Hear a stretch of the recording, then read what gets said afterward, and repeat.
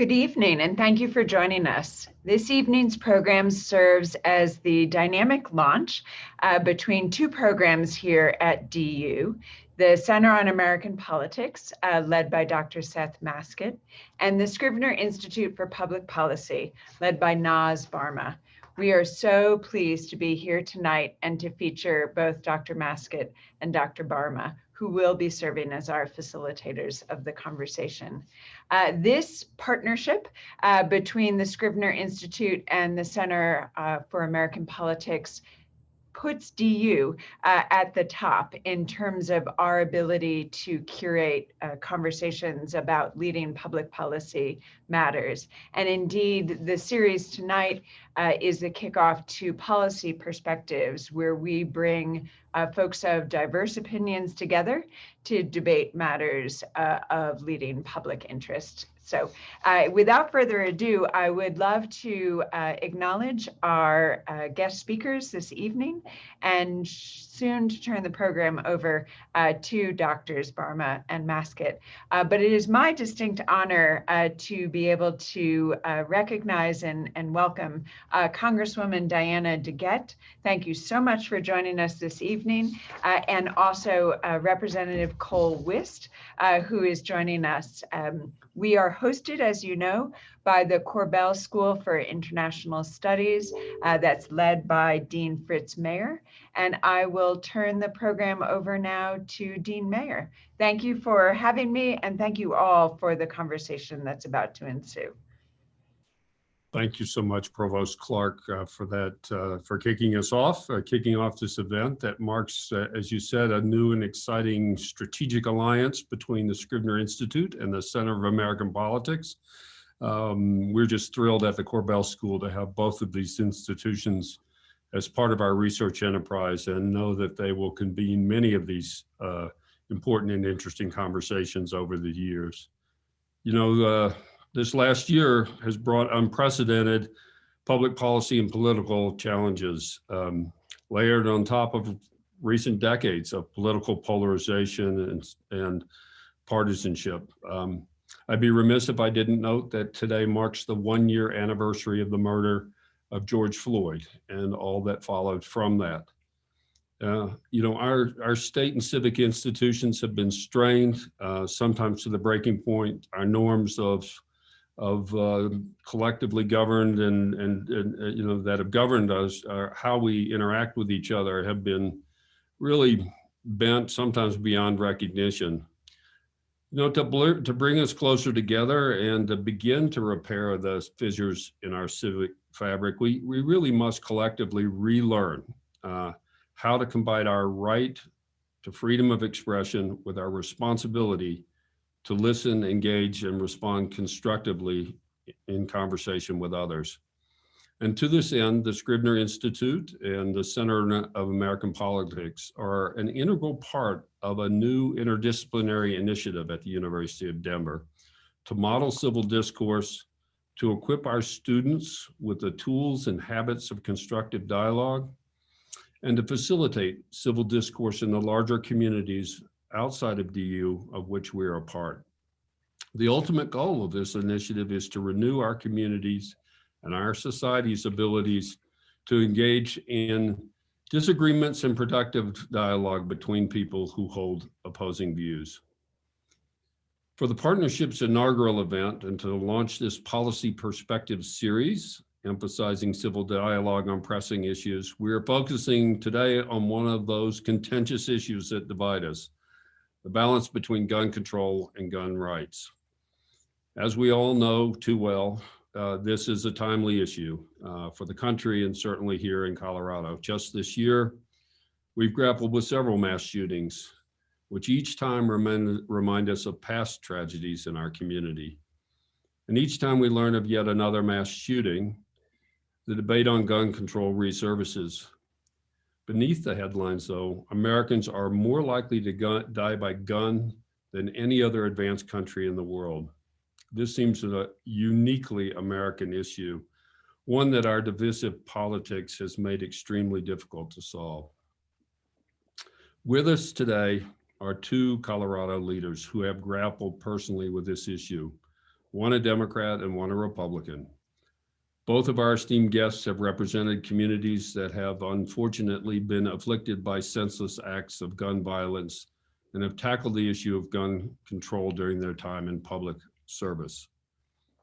U.S. Representative Diana DeGette represents Colorado's 1st Congressional District in the U.S. House of Representatives and serves as chair of the House Energy and Commerce Committee's Oversight and Investigations Panel. Prior to serving in the U.S.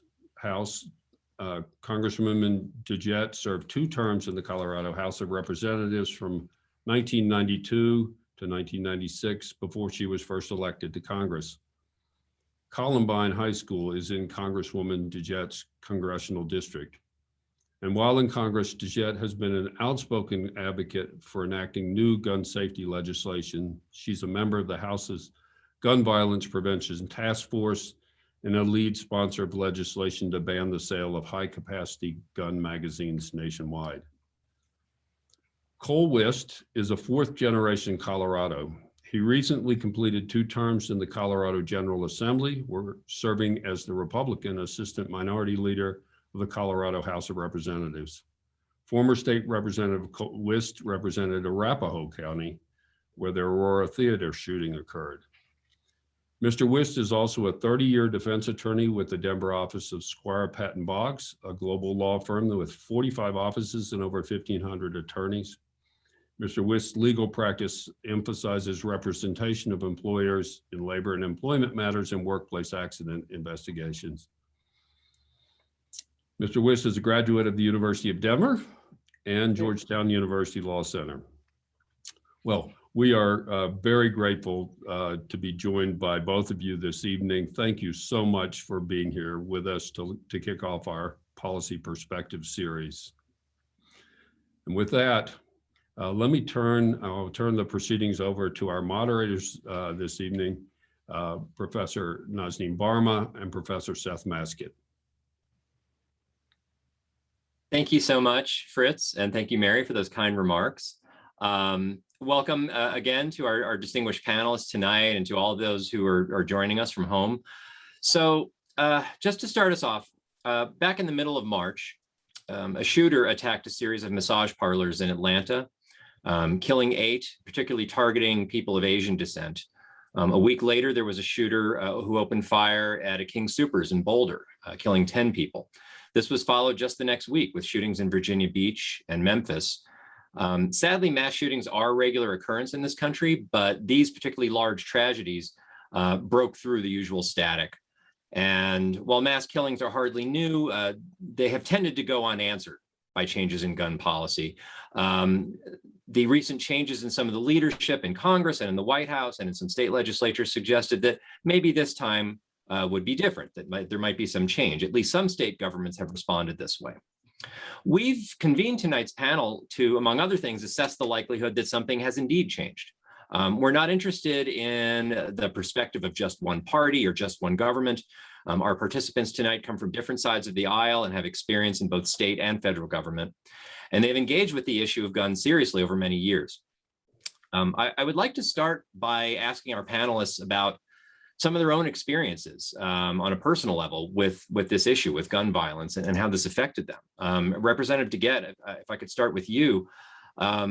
Sadly, members of Congress are hardly immune from the risks of gun violence. Your colleague, Gabby Giffords in Arizona was shot in the head while meeting with constituents a decade ago.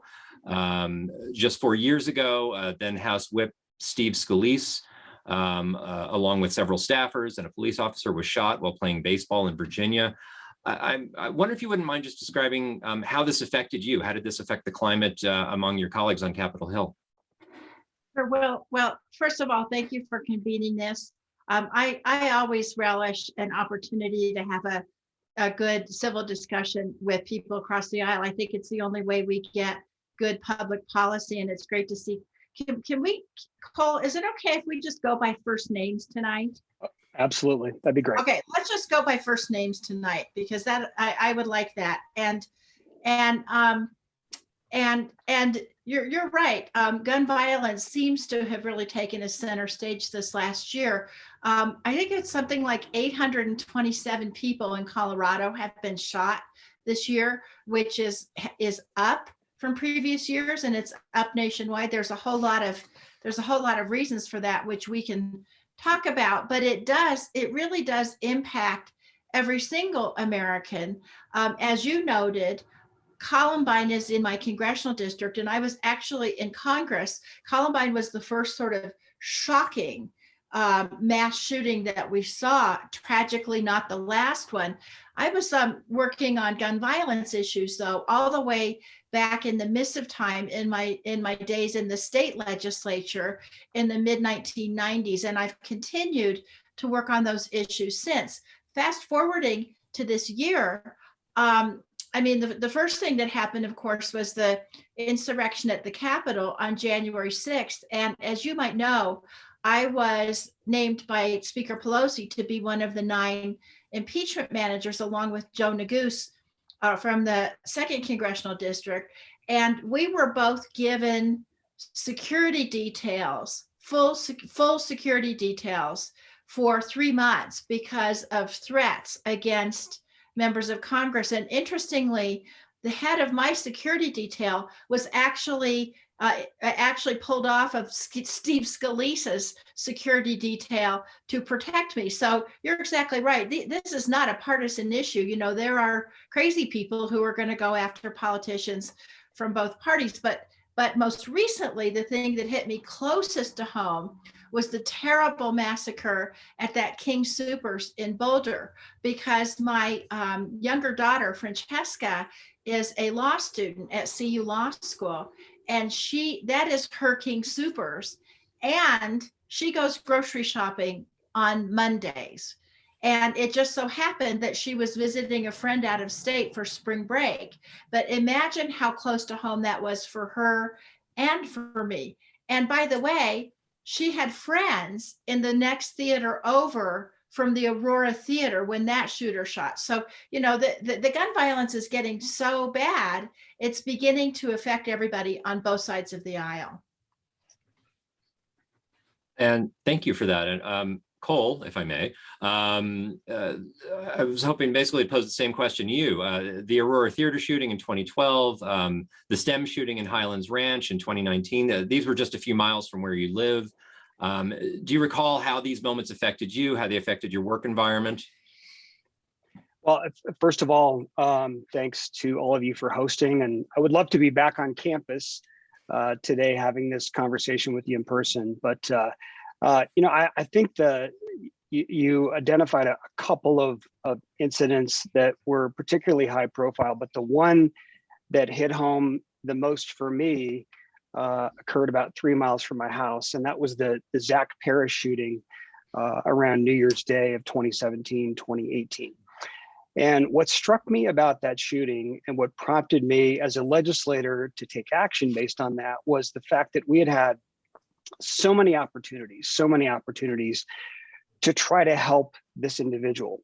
And I think one of the things that gets lost when we talk about gun violence is certainly there are the headlines of the mass shootings and the tragic events of domestic violence. But I think one of the things that we forget is that one of the biggest results of gun violence in our state is one of the highest suicide rates in the country. So one of the reasons why I took action in the 2018 session was to really start a conversation about mental illness and guns to see if we could get a better handle on the issue to try to help those who are afflicted with mental illness to make sure that they can come out of that situation in a better place. You know, as a state, we've tried through legislation to try to resolve these issues, but unfortunately, gun violence is just sort of one tip of the iceberg. And sort of talking to some family members today, I was sort of struck by their comments that this is really more than just a gun violence issue. I think we're a society that tends to not place the proper value on life, and that in certain circumstances, through games and our culture and movies, we glorify violence. We find ways to make violence acceptable. And I'm glad that Diana mentioned January 6th, because I think what we saw that day was a real lack of awareness about the impacts of violence of all kinds on law enforcement and on other people.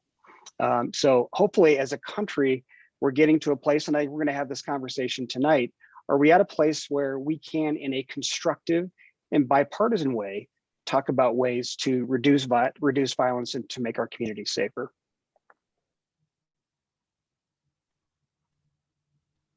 Diana and Cole, Seth and I are going to take turns asking you questions. And it's an extraordinary pleasure to meet both of you today. Thank you so much for joining us. And we will look forward to hosting you on campus soon. So that's a promise. I wanted to ask Diana, if you wouldn't mind the next question. We see these continuous national outpourings of grief and pledges from our elected officials at both the federal and state level to respond to tragedies such as Columbine in 1999. Orlando in 2016, Vegas in 2017, Virginia Tech in 2007, of course, Sandy Hook in 2012, were punctuated, almost annually and even more by these horrendous events. But it seems that at the current federal level, at a national level, there hasn't really been very much movement in recent years. As Seth said, there's some movement at the state level, but would love to hear from you what you think the federal environment is, the national landscape, and in particular, compared to other issues that Democrats are working on, whether gun control sort of ranks up there on the list of priorities that you think we could see movement on over the next couple of years. Well, thank you so much, Professor. And let me just say, I really agree with Cole, and I'm so happy to hear you saying, Cole, that we need to look at the issue of mental health, because for a long time, we really didn't grapple with that. And I do think that we both need to deal with the issue of mental health before people like most of these shooters who we see with the mass shootings, before they do that. But then I think we also need to look at how we can limit their ability to get these weapons of murder. And that's what I've really focused on. So after Columbine, which was, over 20 years ago now, everybody said, surely Congress will act, because don't forget, we had in 1994 banned assault weapons, banned high capacity magazines, other things like that, and then that expired. And so a lot of people thought, well, maybe we can reauthorize that again, but that never happened. And then after Sandy Hook, when all those precious young children were killed, we said, well, surely we can do something now. And again, we've been unable to take action. It's been very frustrating to me as one of the leaders of common sense gun safety legislation in Congress. And I should note, I'm a fourth generation Coloradoan. I have hunters in my family, although I myself don't hunt. But to me, I probably do have colleagues that think all guns should be banned, but I'm not one of them. I think we need to deal with gun violence at every level, and that includes these very, very serious weapons. So what do I think is changing? One thing that is changing, and I'd love to hear Cole's views of this too. I think that up until just the past few years, the NRA was without, and several other of the gun advocacy organizations, but mainly the NRA was the most powerful lobbying organization in the federal government, bar none. And even so, and they had an absolutist view on gun safety. It was all or nothing. So even if you supported background checks, even if you supported limiting people who had been adjudicated mentally ill, which of course Cole as a lawyer and I as a lawyer know that's very hard to do, they would oppose anything like that. And so now what has happened is public opinion has really shifted and changed, and overwhelmingly the public supports things like background checks, banning bump stocks, banning the high capacity magazines, and issues like that would really restrict evildoers' abilities to get to these weapons of mass destruction. And so I think this is a debate we're going to continue to have. the House has already passed several pieces of legislation, the background checks and several other pieces of legislation with an uncertain future in the Senate. What we always say in the U.S. House, we always say the Republicans are our opponents, but the Senate is our enemy. And on that, we can agree in a bipartisan way. So it's over there in the Senate. We don't know what'll happen, but I do sense that public opinion is shifting on that. Thanks. Cole, I'd like to ask a similar question of you, just sort of getting your impression about prospects for reform within the State House on a bipartisan basis, but also if you wouldn't mind, I'd love to hear your reflections on your own experiences with this issue. You co-sponsored a so-called red flag law in Colorado State House back in 2018, designed to allow law enforcement to remove firearms from people determined to be a significant risk to themselves or to others. And for this, you face some considerable pushback, including from groups like the Rocky Mountain Gun Owners and others. And I'm curious, how detrimental do you believe this was to your own career? Do you think that sort of freezes out, others pursuing this line of work? Well, I've been asked that question many times since I left the legislature and want to respond to it. But before I do that, I want to pick up on a comment Diana made, and that is, it's very important that we have some leadership on these issues from the federal government, because I think it's fairly obvious that if we're dealing with this issue on a state-by-state basis, it's fairly easy for folks to cross state lines, to purchase guns, to purchase magazines. And so a state-by-state approach, I don't think is working, nor do I think it's workable over the long term. So, not to put pressure on Congress, but ultimately, I think that's where the leadership on this issue needs to come. And the federal government needs to work in partnership with state and local governments, and primarily with law enforcement, to try to prevent tragedies from happening. To give you sort of a longer lens, Seth, in terms of my perspective on this issue, I grew up on the Western Slope, and shooting guns since I was 14 years old. I certainly am very comfortable around guns. But I know that not everyone is in that same place in terms of their comfort level with guns or with firearms. And so I think I start this discussion saying that we need to sort of dispel some of the fear that relates to firearms. When I was 14, I took gun safety and hunter safety classes. And when I talk about gun safety, I think all responsible firearms owners are for making sure that we keep things safe. At the same time, this is a very challenging issue at the state level. As a result of the Zach Paris incident that I talked about at the beginning, and my reading about all of the red flags, if you will, about all of the signs that this particular individual posed a hazard to himself and to others, and the fact that his own family had even on one occasion removed firearms from his possession when he lived in Wyoming, and ultimately he got those guns back.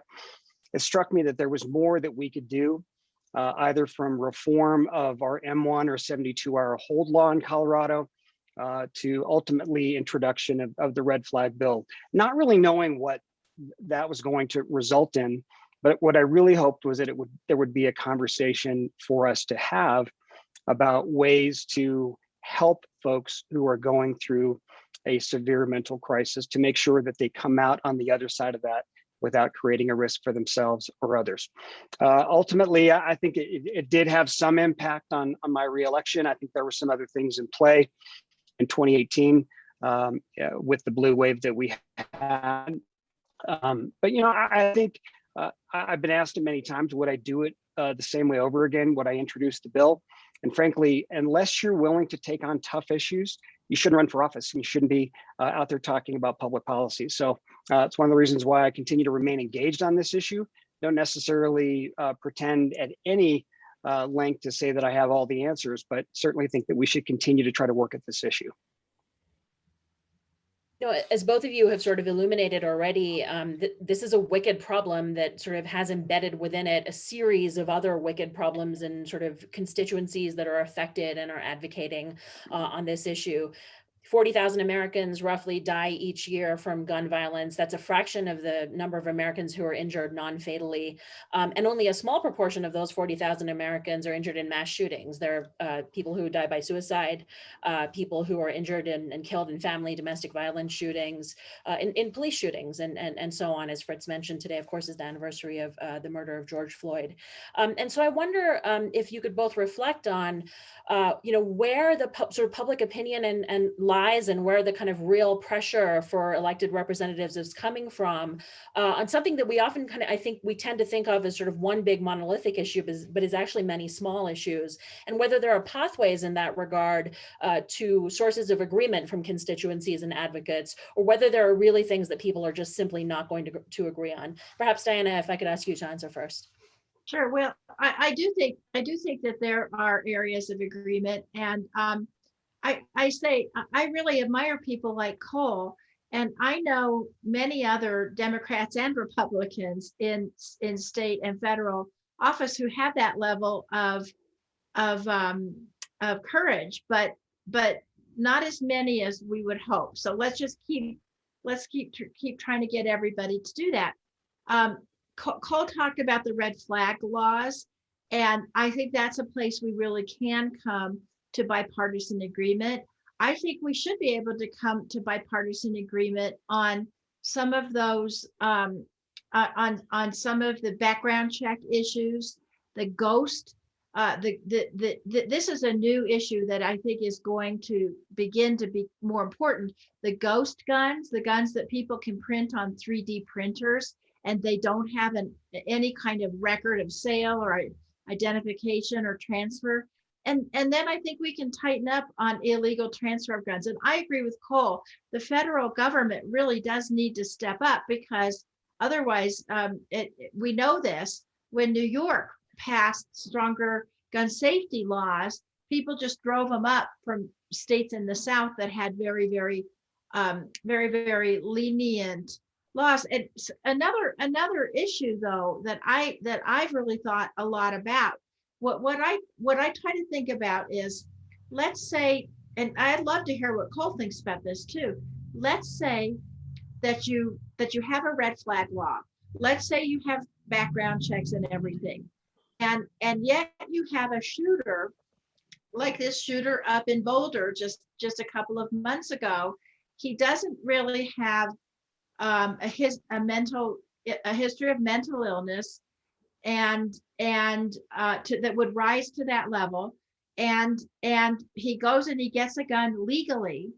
Then how do you stop someone like that from shooting dozens of people within just a few minutes? And this I think is really where the difficult conversations need to be occurring right now, because it's not like someone like me wants to ban handguns. I want to make sure that violent criminals can't buy them, but I don't want to ban handguns. But the high capacity magazines, the assault rifles, the bump stocks, the things that allow somebody to walk into the Aurora Theater and kill a number of people just within a minute or two, because of the magazines and all that, and the semi-automatic weapons. And the people in the theater, many of them were law enforcement. They were military. And so that, I think, we can agree on a lot of these issues like red flag and background checks and transfer and all of that. But I think the conversation we have to have is, what do we do about the availability of these very, very dangerous, almost military style weapons? Oh, please. Well, I think my experience over 30 some years practicing law, and I view my primary job as a lawyer is to help my clients solve problems. And I really tried to carry that same philosophy with me when I moved to the legislature. And I think one of the ways that we help our clients solve problems and that we help society solve problems is trying to see issues with a common lens. And if we don't get out of this ongoing debate about Second Amendment or banning guns, we're really talking past each other. Mm-hmm. And I guess, from my standpoint, where we need to start is to talk about what we have in common in this debate. And that is, we want to have safe communities. We want to have communities where we can go to the movies, where we can go to the grocery store, where we can send our kids to school and not have them be at risk for a violent attack coming from the community. And I think if we start from that standpoint, and also talk about the tremendous role that law enforcement places in this process. And one of the reasons why, I took up the red flag law in 2018 was to think about this from the perspective of law enforcement. Think about the position that we place our men and women in uniform. Not only do we expect them to be law enforcement officers, folks that are charged with enforcing the law, but they're required to be social workers. They're required to be counselors. And I want to make sure that when we send these folks out into the community, we equip them with the tools that are necessary to make them safe. So, I think one of the ways that we have to come together as a community, as a state, and as a country is to talk about what we have in common. And in this highly partisan environment that we're unfortunately in, we sometimes talk past each other and really don't have that conversation. But I think if we can learn from each other, and folks who are on the more pro gun control side would learn a little bit more about what the perspective is of those who fight for their Second Amendment rights, I think we'd have a little better chance for potential success. That maybe sounds simplistic, but sometimes our ability to listen is a little more challenged, and I think a skill that's sometimes underappreciated in terms of solving policy problems. Thank you both so much. I think what you're both sort of making so clear is as you just said, Cole, the importance of kind of listening and finding common ground in order to balance the rights of gun owners on the one hand and the imperative to reduce mass gun violence on the other. And I wonder that the next question for both of you is whether you think there are lessons to be learned from other countries at the federal level here in the United States and perhaps other states in terms of what Colorado could be doing. And of course, we all remember very recently the mass killing in New Zealand in 2019 when 50 Muslims were, for the most part, were killed in two mosques. 6 days later, after the shooting, the New Zealand government leaders across the aisle agreed on legislation to ban semi-automatic, military-style semi-automatic weapons and put in place a buyback program. And that was modeled on the program that Australia had put in place in 1996, very similarly. Is something like that sort of conceivably possible here in the United States? Can we learn lessons from other countries that have similar cultures of gun ownership and hunting? And are there lessons that we can learn again in Colorado from other states that have taken more drastic measures on gun reform? So Diana, back to you to begin, perhaps. Well, first of all, I think that the U.S. is unique in that we actually have the right to bear arms in our Constitution as the Second Amendment. And we need to remember that. And it's like Cole says, we sometimes talk past each other. For example, I don't talk about gun control because I don't think about gun safety that way. I believe that people have a right to bear arms. That's what the Second Amendment says. And I agree with that. I don't think that the Second Amendment means that you have a right to bear all arms and and unlimited high capacity magazines. But and the Supreme Court has agreed with that. But so that's why I talk about common sense gun safety, because that's what I believe it should be. So when you look at other countries, Norway, for example, has incredibly strict gun control laws. They only allow certain guns for hunting and shooting.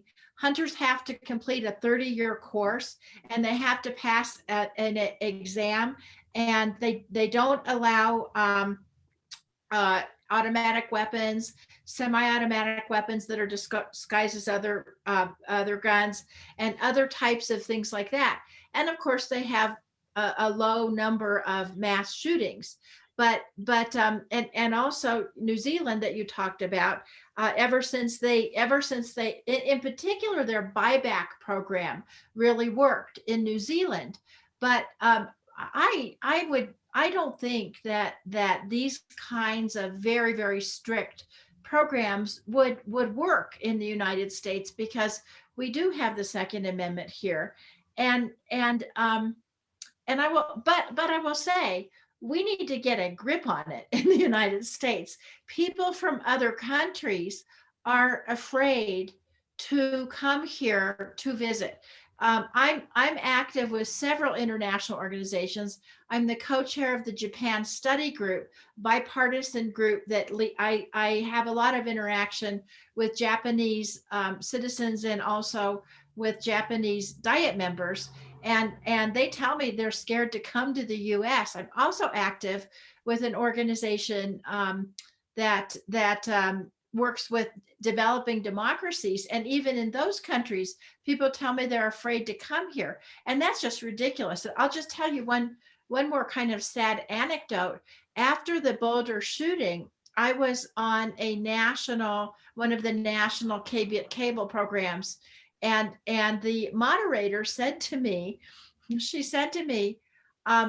aren't you afraid to go to the grocery store in Colorado with all of the people carrying weapons on their hips? And I said, now, I don't know about you, Cole, but I said, when I go to the grocery store in Denver, Colorado, or surely in that grocery store in Boulder, you never see somebody carrying a weapon on their hip. But that's what people on the East Coast think that it's like out here. They think it's the wild, wild west, and we're having gunfights all the time. We have to get a grip on this. Cole, I'll turn it over to you, and I'm especially interested in hearing what you think about kind of the other state initiatives, and if Congress simply won't act on this, what is the potential for states to take action? Well, Congress has to take action, and I sort of start from that place. We need leadership from the president. We need leadership from the Congress. We need leadership from the Department of Justice to talk about measures that are constitutional, measures that will work, measures where we will get support from states. I think we had some discussion last year, or the last few years, frankly, about whether or not certain counties or states are going to be Second Amendment sanctuaries. But getting back to the point, the United States is unique, and as Diana pointed out, we have a constitutional right to bear arms that was affirmed in the Heller decision. But even Justice Scalia in the Heller decision made clear that these rights are subject to reasonable regulation by government. And because it's a constitutional right, we're going to put that to at the risk of butchering constitutional law here, very strict scrutiny to make sure that we're not impeding on someone's constitutional right, and that we're balancing the rights of the community to be safe.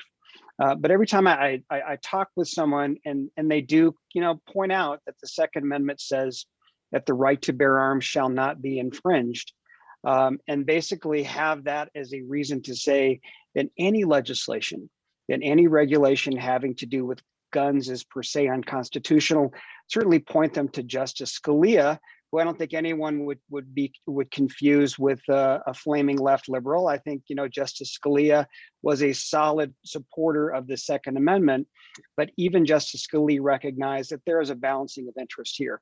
And what's on the other side of that balance? Well, we certainly have, first of all, the right to life, the right to public safety, and certain other rights that I think we as a community recognize across the political spectrum that are legitimate interests and something that needs to be balanced.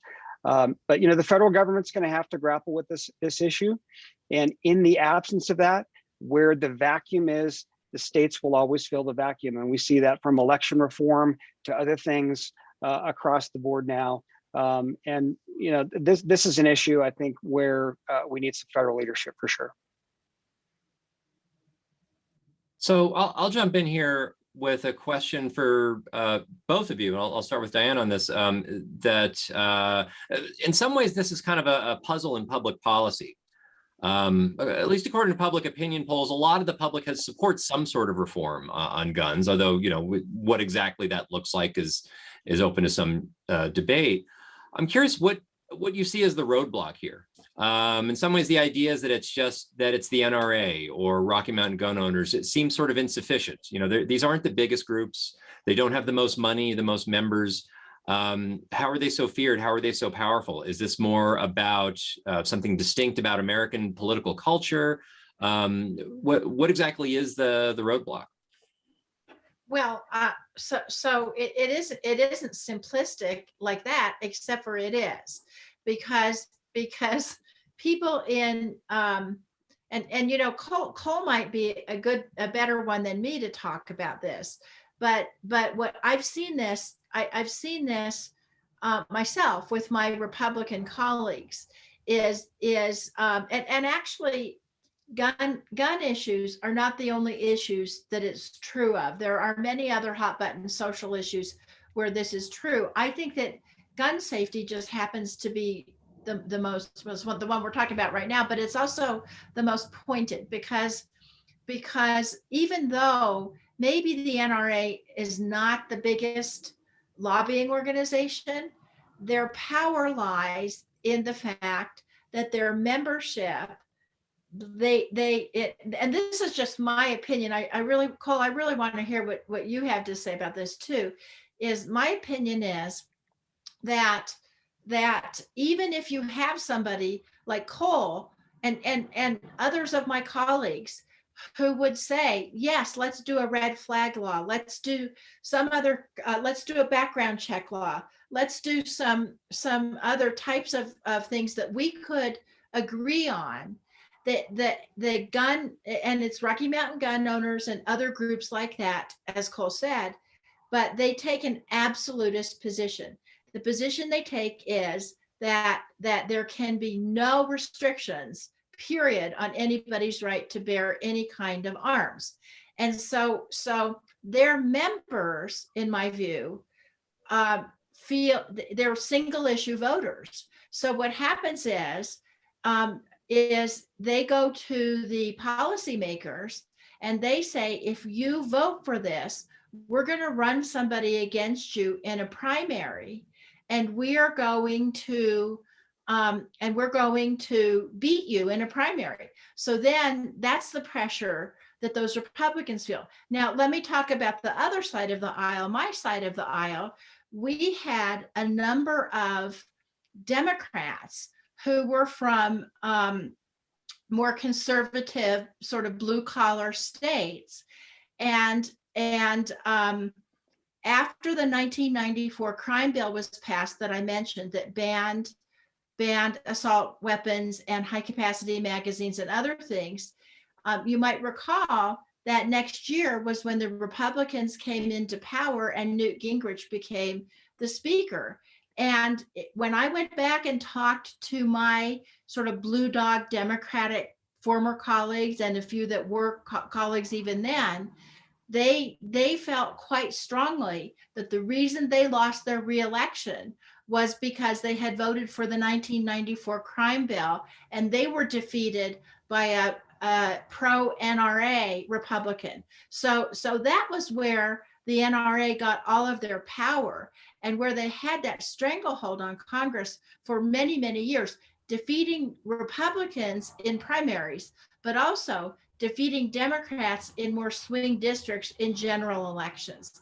And the thing that's breaking with that, as I said a little bit, is you have the rise of groups like Moms Demand Action and Gabby Gifford's group and other groups that are well-funded, that are sophisticated politically, that are trying to work in a bipartisan way and trying to work on common sense gun safety legislation, they actually have the support of the majority of voters in swing states for the proposals they're trying to pass.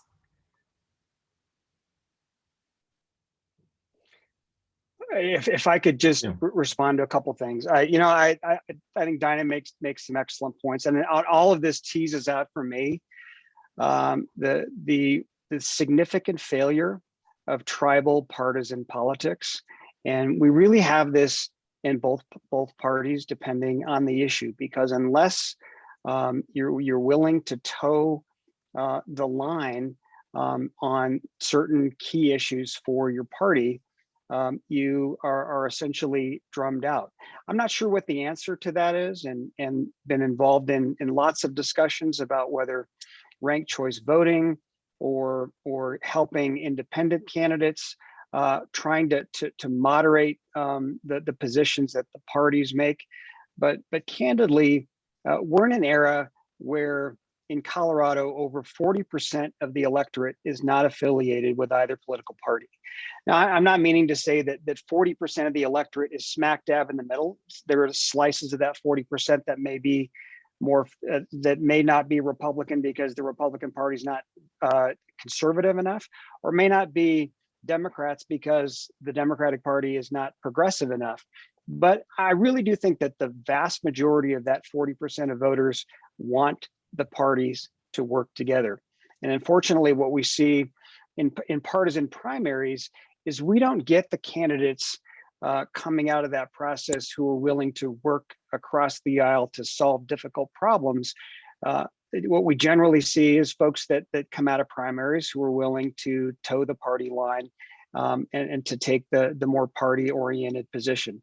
So I think on guns and other very hot button issues, I think it takes some courage to step out of that line and to say, look, I'm willing to have a conversation with folks on the other side. We may not agree. And I think sometimes in the gun safety debate, we tend to focus a little bit too much on the objects, whether it be magazines or certain types of guns, rather than focus on what's really creating gun violence, what's creating a violent tendency in certain individuals. And that's a multifaceted issue where, as I said earlier, I think requires that we really engage with mental health professionals and law enforcement to try to prevent these incidents from happening. But at the end of the day, for me, the solution's in the middle, and the political parties on both sides need to try to come together and find some common ground. Let me just say, you're so right about that, Cole, and it's so interesting because I'm sure this is true with the Republicans too. Is when you talk to your party activists, the party activists want you to be like on the far left or the far right. They want you to be at the extreme of your party. But even with the party activists, some of you might know, I've worked with a Republican named Fred Upton from Michigan over the years on a lot of healthcare issues, big healthcare issues. And Fred and I have won some big national awards for bipartisanship because of this.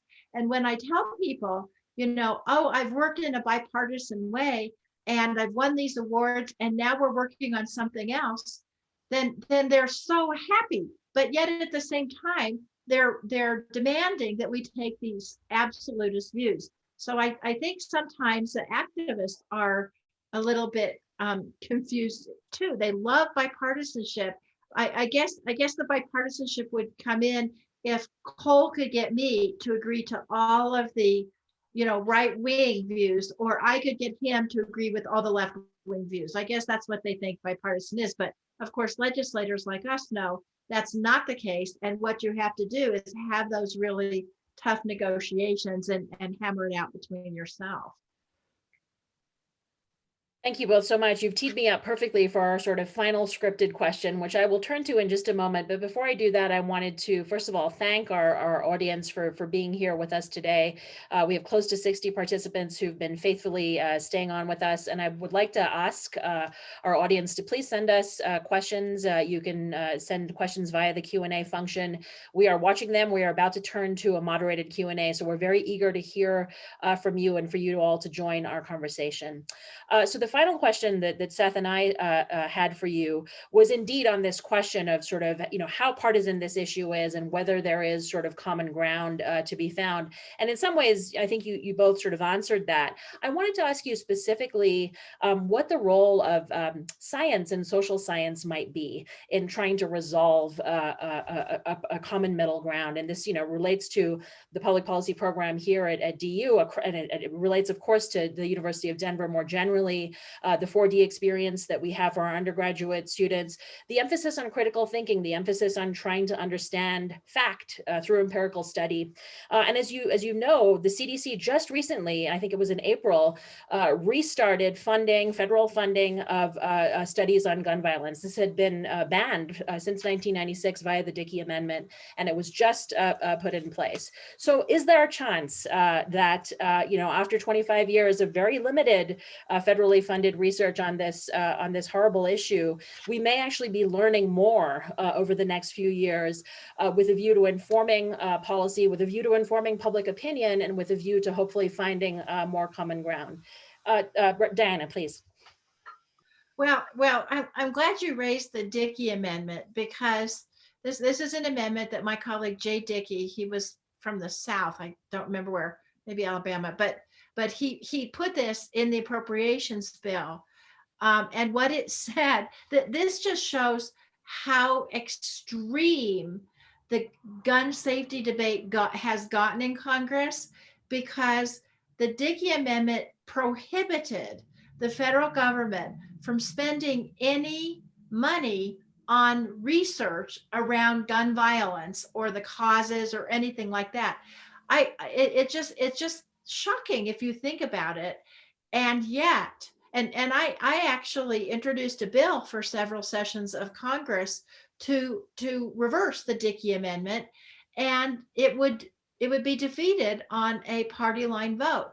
So it took us over 20 years in Congress just to say the federal government can spend money on gun violence research. So woohoo, now the CDC is doing some research. And I think that I'm sure Korbel will agree with me, and actually many of my House Republican colleagues will agree with me that you shouldn't do public policy if it's not based in science. In fact, my book that I told Cole I was going to give him is based on the ridiculous lack of science in a lot of Congress's decisions.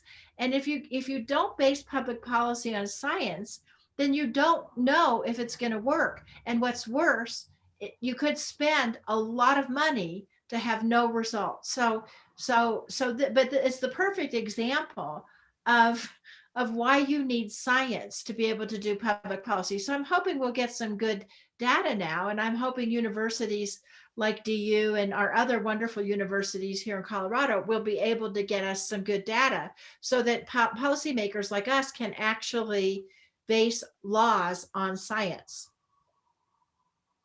Cole. Well, I mean, if we just continue to have the same conversation, we're going to get the same result.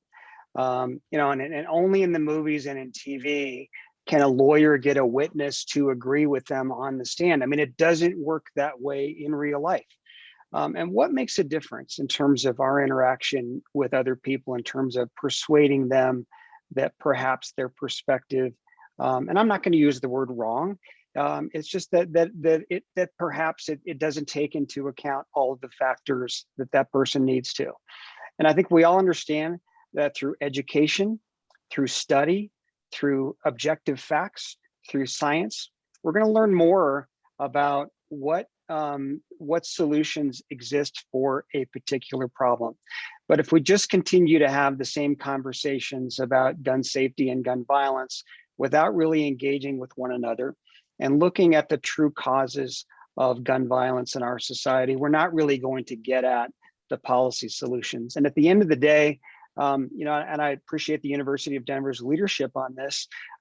Really, the academic community, I think, plays a critical role in partnering with government and the private sector to try to design policy solutions that will work. But if all we do is allow the political process, and unfortunately the political process comes with all of its ugly sides, you know, that the political process by itself cannot fix this problem. So there are opportunities, I think, for us to have some meaningful dialogue, and really appreciate the university's leadership in stepping up to the line here to engage, because I think that's a really important part of trying to make sure that we're really truly listening to each other. Thank you. So we've started to get some wonderful questions from our audience members. I was hoping, I think we have time for some of those. I'd like to start off, and this one is for either of you. Someone suggests that pro-gun people don't really trust the government to reasonably enforce common sense gun laws like background checks, gun registration, red flag laws. They're concerned that these are steps toward gun confiscation. Just generally speaking, is it possible for the government, either at the state or national level, to gain trust on these issues? Well, I mean, I think that's the excuse. That's the old slippery slope argument that I've been hearing for all these many years working on gun safety legislation. And I guess I'll say two things.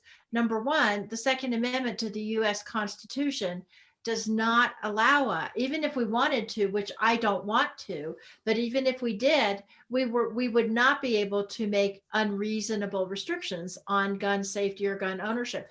Cole, I'm deputizing you to be my lawyer here, because I thought Cole really gave a very, very accurate and in-depth analysis of Justice Scalia's opinion.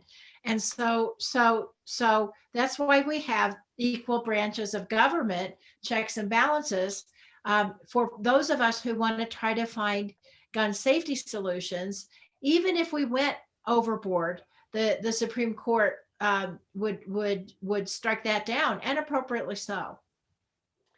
I mean, to the questioner's credit, I think this really gets to the core of why we talk past each other on gun issues, because I think there is distrust from a certain folks about what the result of any legislation or any regulation of guns would be. And my response to that is, I don't know that maybe there are folks that are interested in going door to door and confiscating guns. But I've never seen that effort happen. And so I think it's in large part an empty concern. Let's talk specifically about the red flag law. And ultimately, the version that passed in 2019, when I was in the legislature, I did have some concerns with it, but I've tried to keep an open mind. And you know, I think if we go back and look at how many times the red flag law was used in its first year in existence, I think we'll find that it was fairly precise. It was fairly narrowly tailored to certain circumstances. And there wasn't some widespread conspiracy on the government's part to go out and confiscate guns. So I think there needs to be some education here. Look, we passed a lot of laws in the United States, both at the federal level and in states, that deal with gun violence. What I hope we can do is to try to have a conversation about what that legislation has done. What have we learned? What has worked? What hasn't worked? And I think that's part of good legislating and good policy making. We don't always get it right the first time. And maybe an acknowledgement that perhaps enacting new laws or more regulation is not always the solution. Maybe we go back and see some things that we did before and try to make it work for the current environment today. But you know, there's got to be some place in the middle where we can have a conversation, not, you know, a bunch of new laws or no laws at all. There's got to be some solution in the middle.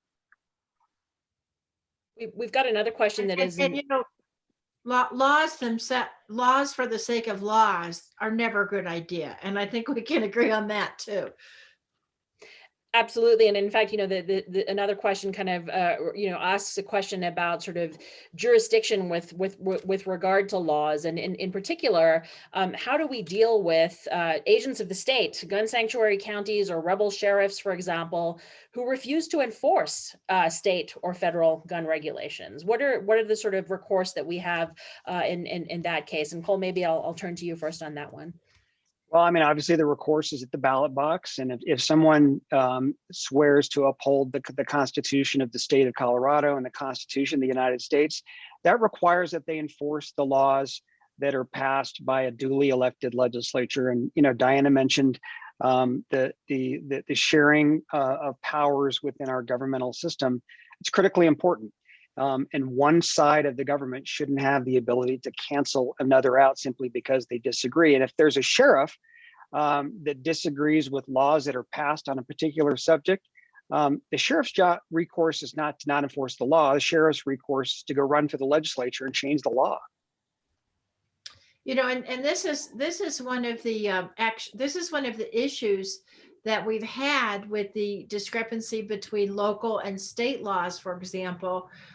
Because one thing that has happened, and one reason why I agree with Cole, I think we need federal legislation.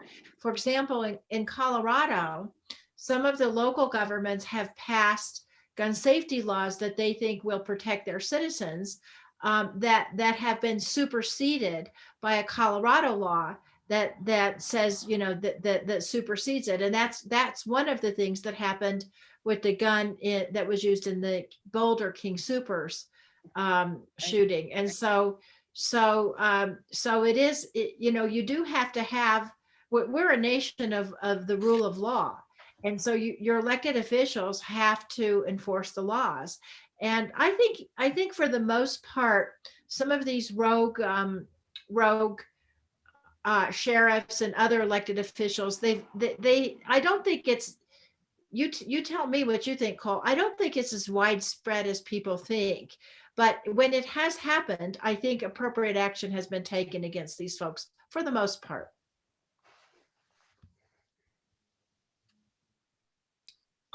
So I'll ask a question came in that seems a bit frustrated, just saying that whatever we're doing hasn't been working.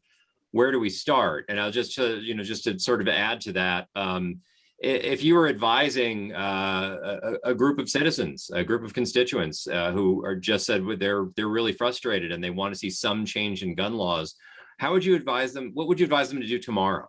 What would be their first step? Well, it's extremely frustrating. As somebody who has been working on this issue for almost 30 years and has seen many of my constituents shot, it is frustrating. And I guess what I would say is you can never give up and you need to make your voice heard. As I said earlier, the reason I think that some of the NRA and some of these groups have been so powerful is because their members are one issue voters. I'm not telling anybody here, I don't think anybody should be a one issue voter because I think the world is much more complex than that. But I do think if you believe in a certain law, preferably a moderate law that Cole and I could agree on, call your legislator. And it's interesting. Democrats will frequently say to me, oh yeah, I don't call my congressperson because he or she is a Republican. It's like, well, now you are immediately taking your voice out of being heard by your own representative.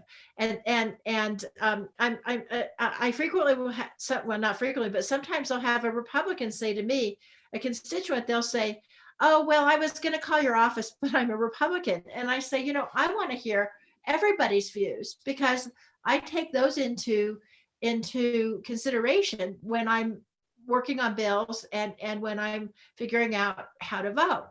But the other thing people should do, if they feel quite strongly about an issue like gun safety, if they feel like their state legislator, their local county representative or their member of Congress is not supporting him, get involved in working on political campaigns and try to change the system. I know that sounds a little flip, but it's actually the way our system works, and it's how we make change. Well, just to be completely blunt, changing laws relating to the ownership of guns will not fix the problem of violent crime in the United States. We have, we have millions of guns in the lawful possession of Americans across the country. And I think we start from the fact that most of those guns will never be used to commit crimes. But unfortunately, we have individuals who will use guns and other weapons to commit violent crimes. And we've got to start having a conversation in our country about what is causing violent crime. And my hat tip to Diana for her many years of work in Congress on the issue of mental health, but we still continue to battle to try to make sure that folks understand that mental illness, that is a legitimate health crisis in the United States. We don't treat it like the health crisis that it is. We don't devote the kind of resources to it that we do. We also, I think, have a real lack of awareness of the proliferation of violent video games and television shows and movies. And I know that this is something that people talk a lot about. Think about how much violence our young people are exposed to on a daily basis in terms of video games. And I'm frankly shocked with the kind of violence that I see in video games, and the fact that folks are scored based on how much carnage that they can engage in on a video game and do that chatting with their friends. Frankly, that's disgusting that we allow that kind of thing. Now, obviously, I'm a civil libertarian when it comes to free speech, and you get into very, very dicey issues in terms of what's appropriate speech and what's permissible and what consumers can buy out in the marketplace.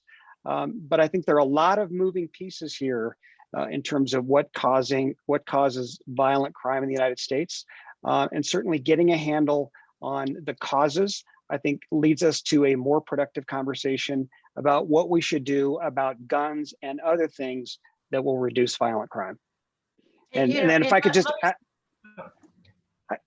add one other piece to that, and I think the academic community plays a very important role in providing information to help people become more educated about this. Sorry to interrupt, Diana. That's what I was about to say. What I was about to say is as a mom, I agree with you about these terrible violent video games and the culture of violence that you see in a lot of media and so on. And I think this is and I hear this a lot. People are saying, the value of life is lessened by this. And I feel that it must be also. I feel the same way. However, it would be really nice to get some definitive research about how true that feeling is. We believe it, but I don't think there's a lot of research on that. And it would be useful for us as policymakers in trying to craft legislation directed at that and protecting the First Amendment to have some research to figure out what would work. So that's the perfect example of why we need more research. I think it's those are all sort of important and sort of points that need to be addressed in terms of potential reform and so on. As a parent and as a scholar, it has also really kind of disturbed me over the last few years, the level of vitriol and heat that has been ratcheted up in terms of our political elite, right? And Diana, you mentioned, of course, the January 6th insurrection. The fact that it seems to have become the norm breaking, that it has now become if not acceptable, the norm to level ad hominem attacks on fellow members of Congress and so on and so forth, both at the National Congress as well as in the state legislature. And there's a question here, sorry, I'm coming around to the actual question, which is how can Colorado Democrats in particular work on gun violence issues with other members of the congressional delegation, such as Representative Boebert and Representative Buck? It's a difficult question, but we shouldn't shy away from it. Well, I mean, I think so. Sometimes what you have to do is you have to agree to disagree. And I frankly am probably never going to agree with Congresswoman Boebert or Congressman Buck about gun safety legislation. I will probably, and I would imagine Cole would probably have difficulty agreeing with them, even on the red flag law and some of the other issues that he's worked on. They just come at it from a different view. But there's something more profound in the question. So part, to me, part of being an elected official is knowing when you're just not going to agree with somebody and say, okay, we're just not going to agree on this. But what I'm disturbed about, as you are, is and I think social media has a lot to do with this, is the vitriol that you now see in our public discourse. And we're all people like us are all spending a lot of time talking about how to ratchet that vitriol down. And as Cole says, if you can ratchet that level down, then maybe you ratchet down gun violence too. But I'm quite disturbed that, and the press feeds into this, because if Cole and I get together and we have a panel discussion about finding common ground on gun safety, sponsored by the University of Denver, the amount of press that we're going to have on that is zero. If Cole and I somehow go on some media station and we have an angry fight and call each other names, then the media will flock to that. And I haven't heard of anybody who has been able to come up with a good solution to this real problem in our public discourse that we have. Now, I'm the senior member of the congressional delegation, and so I'm continuing a tradition that we have continued on a bipartisan basis in our delegation.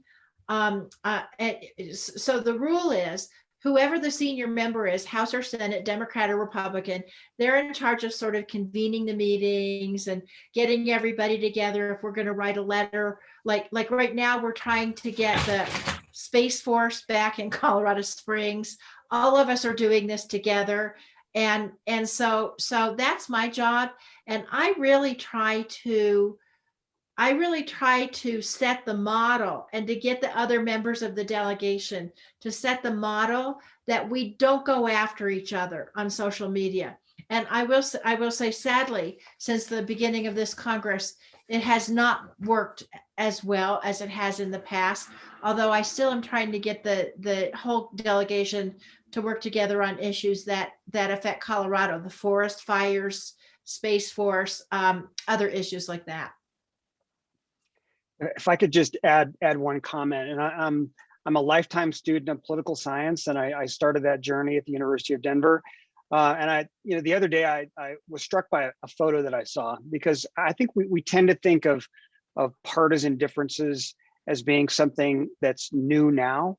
I ran across this photograph of Ronald Reagan and Tip O'Neill sitting negotiating tax policy. And Tip O'Neill and Ronald Reagan could not have been further apart in terms of their views about the proper role of government and legislation and tax policy and a variety of things. But what they did bring to the table was a good dose of respect for one another, a respect for the process, and a respect for the way that our government should work. And I think Diana makes a terrific point. We've lost that. And whether that's a factor of social media, or whether or not that we view politics as professional wrestling, that it's more entertaining if folks get down in the mud and insult each other. But at the end of the day, the public is not well served by that. So I think we have this friction right now that we're entertained by the theater and the loud voices, but it's not serving the public interest. I'm an eternal optimist. I'm hoping that we'll have the opportunity to sort of figure out where we've gone astray but we're in a bad place in terms of our ability to talk to each other with respect. And I really kind of have as a goal that Ronald Reagan, Tip O'Neill relationship, because I think our country was in a better place then. And there's more of that actually goes on in Washington than people realize. But again, the media never covers it. When Fred Upton and I did that 21st Century Cures bill that totally restructured the way we do biomedical research in this country, we got virtually no press on it. And we used to joke that we would go down to the House floor and have a great big fight, and then we might get, and then come back together and we might get press. That's just ridiculous. But what it does is it leads to this really corrosive impression that people have that all Congress is just terrible partisan fighting. I think that's a great point.